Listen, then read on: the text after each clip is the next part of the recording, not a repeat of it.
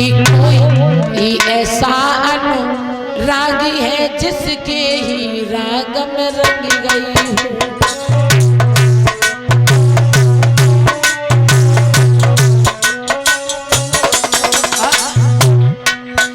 कोई ऐसा बैरागी है जिस बैराग में बन गई हूँ।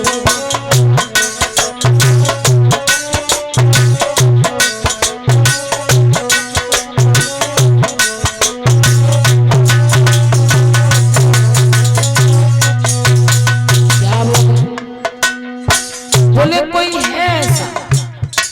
कोई ऐसा बैरागी है जिसके कारण हमें बैराग आया है। कोई ऐसा अनुरागी है जिसके स्वभाव में मैं भूली हूं। तो सप्त ऋषि कहने लगे तुमने नाम नहीं बताया। कोई ऐसा बैरागी है जिससे बैराग में बन गई हूं।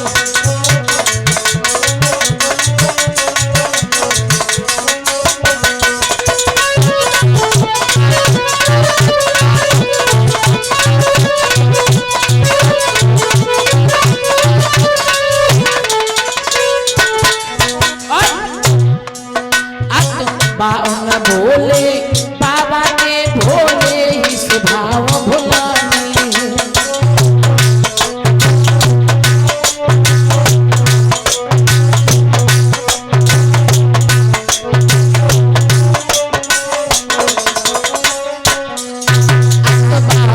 भोले बाबा के भोले ही स्वभाव में भुलानी।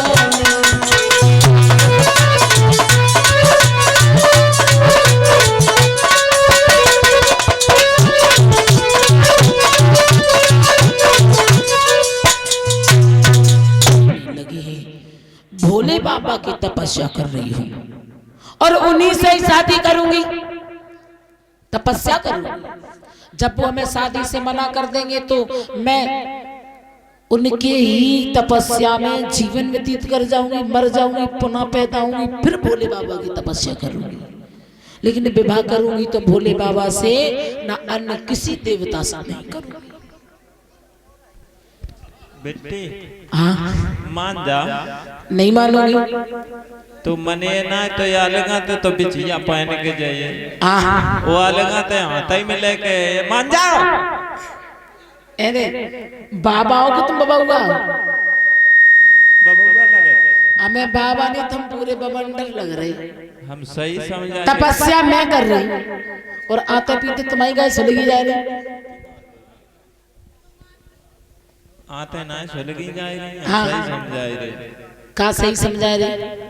देखो बाबा, हम ब्याह करें तो भोले बाबा के संग नहीं करें, और अगर वो विवाह नहीं करेंगे तो कोई बात नहीं, मैं सारी जिंदगी तपस्या में निकाल दूंगी। इतने करिया करिया सांप है गले में। हाँ? कि एक दाएं कर दे फूं तो तेरी जिंदगी की कहानी हुई समाप्त हो जाए। मान जा। नहीं मानूंगी। मान जा बेटी। नहीं मानूंगी। तुम यहाँ से जा रहे हो कि डंडा उठाए? हम कह रहे कि हम डंडा उठाओ। डंडा उठा बात ले। मान जा। नहीं मानेगी तो मरो जा। नहीं माने। उसी समय तो सप्त ऋषि कहने लगे हम मरे जा रहे, उसके पास कुछ नहीं। क्या बोले कि घर द्वार नहीं, परिवार नहीं, अरे गांव में बढ़िया छोटी है, एक रोज समाधि और लगाए बैठे तो बात।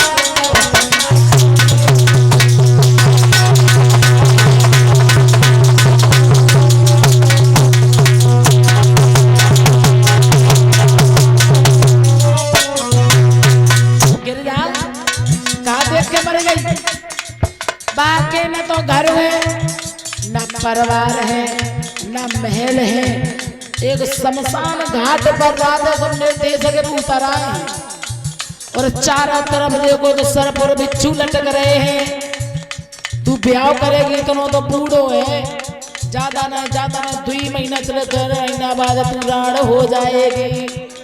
मान जा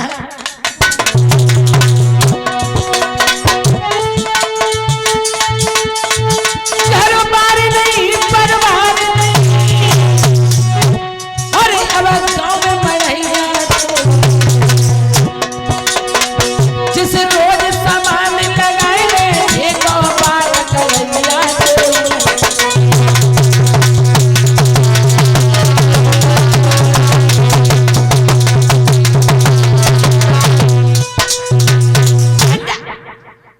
कोई नहीं है गिर जा कान लगी तुम नहीं बजाइए थे उत्ते घंटे खोपड़ी छटक दते बजा मान जाना कोनो दिन खांसता ही पे प्राण निकल जाए। तुम बजो न ऐसो उठाएगी डंडा दी सब भजन चले गए। तुमने नाम पूछा मैंने बता दिया, अब तुम खिल्लियां क्यों उड़ा रहे हो? विवाह हमें करना तुम्हें थोड़ी करना है। सब तेरी जी कान लगे तुम्हारा, हम तो चले। लेकिन इधर तो गिरिजा तपस्या कर रही है, उधर एक ताड़क नाम सा राक्षस हो गया है जो देवताओं को परेशान कर रहा है। अब देवता लोग हैरान हो गए, सब भगवान नारायण के पास पहुंचे हैं। कहने लगे प्रभु कोई उपाय बताओ। कहने लगे कोई उपाय नहीं है। क्यों? इसको कोई मार नहीं सकता? बोले मार सकता। बोले कौन? कहा गया भोले बाबा का लड़का। तो सब देवता खान लगे ले कर ले बात। भोले बाबा समाधि पे बैठे हैं और पता नहीं कब उनकी समाधि टूटे, तब कहूँ ब्याह हुए, तब कहूँ 2-4 साल बाद औलाद हुई लड़का। हाँ और तौले देवता नाम की चीज नहीं है, मर जाइए सब। तौले सबकी चटनी बटी धरी क्योंकि वो राक्षस तो पड़ी बहुत मारे थे, हम तो बच गए थे वादना। तुम कब उसी समय कामदेव चला है, रति को लेकर के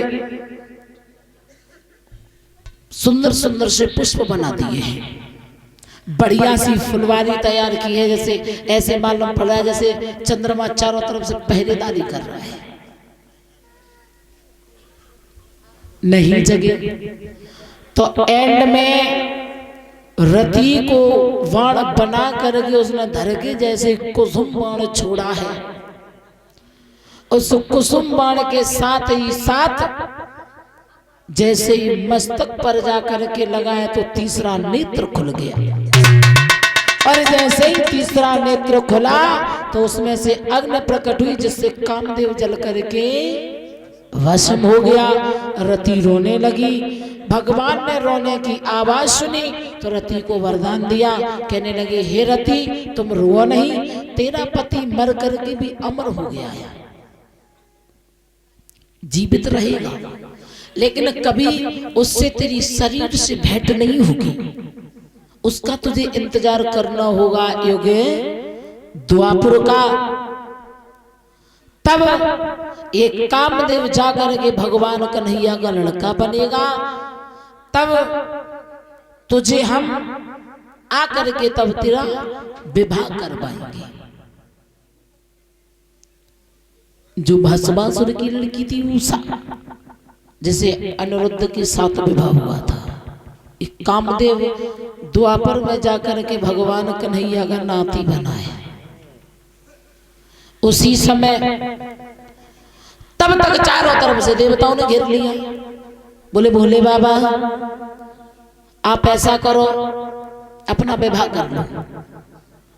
भोले बाबा कान लगे सब कहियो, लेकिन जय बात मत कहियो। बोले क्यों?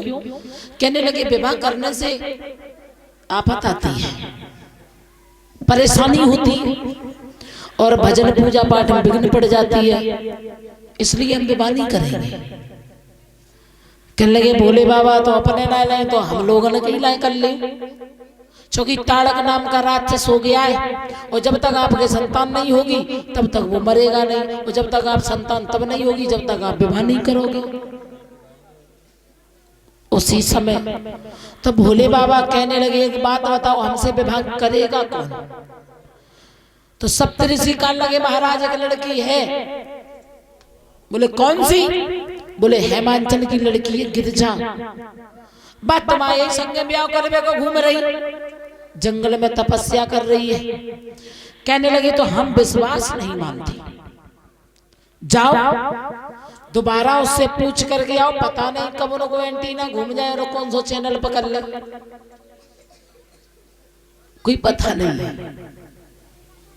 पुनः सप्तऋषि फिर गए हैं, भगवान शंकर की बुराई की, लेकिन गिरजा ने सीधा सा कह दिया चाहे दुनिया ये लौट पोट क्यों ना हो जाए, लेकिन मैं अपना निर्णय नहीं बदलूंगी, मैं विवाह करूंगी तो भोले बाबा से ही विवाह करूंगी।